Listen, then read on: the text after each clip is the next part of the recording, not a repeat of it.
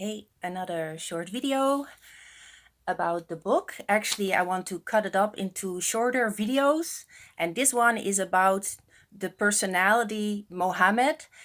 Actually, Mohammed means the praised one, so it's also a title. But who was he as a child, as a grown up? What happened in his life that came to this religion?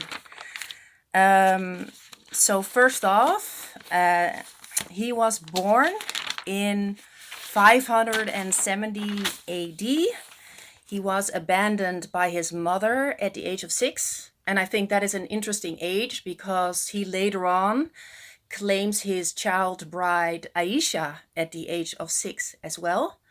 He was adopted by his aunt and his uncle. And as any adopted child, a child can, suffer from some kind of abandonment issues or not being good enough. Some kind of emotional implosion can happen after being abandoned. For any child who's adopted, it is difficult with trust issues and psychopathological disorders. A child feels easily like a failure or not good enough, not living up to the adoptive parents' expectations. Actually, his uncle called him unwilling to work. Mohammed, he was lazy. He was also short and fat, and he couldn't read nor write. So he was also illiterate. So it's described in the book like some lazy bum, basically. So without a stable and loving environment, the child can negatively rationalize their own dire predicament. So Mohammed, first of all, he felt some kind of a hatred towards his mom that abandoned him, and some hatred towards the power of women, as Fatima, his aunt, actually took care of him. And we call that gynophobia, is when you're afraid of the power of women. And often the result of that is misogyny, and that is the hatred of women. So that explains some verses in the Quran that are punitive to stifle women's liberty and expression.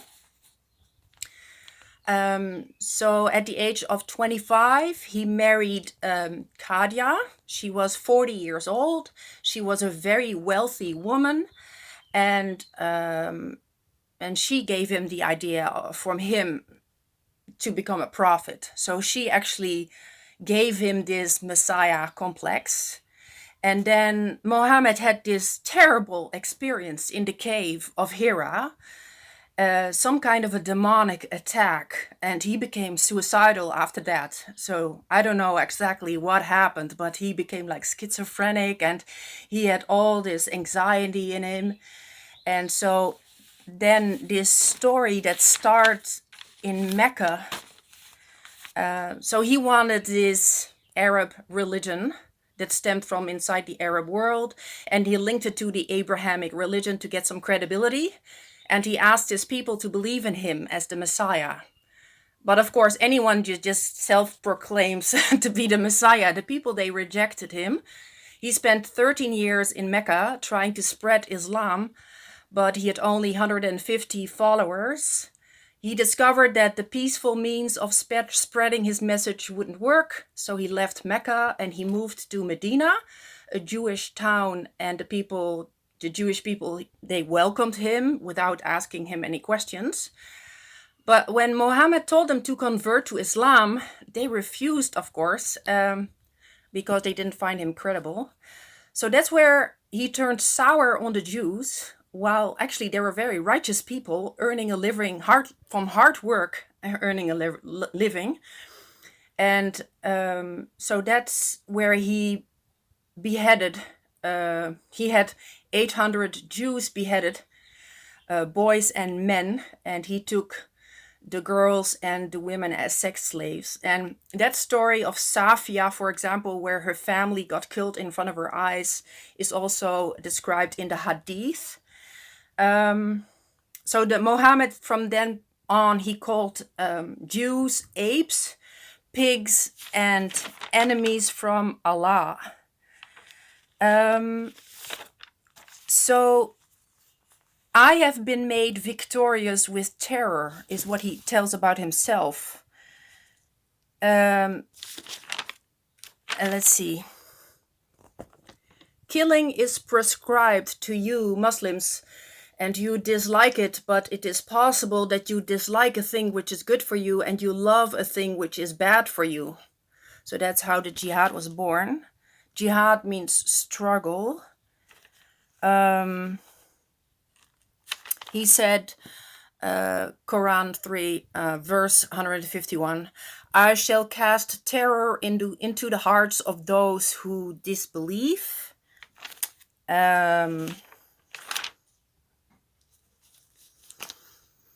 3:56, as to those who reject faith, I will punish them with terrible agony in this world and in the hereafter.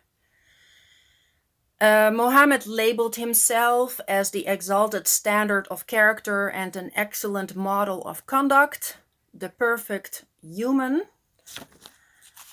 So you understand it. That doesn't look like it. But so I'm reading this and I think this is a very broken personality, and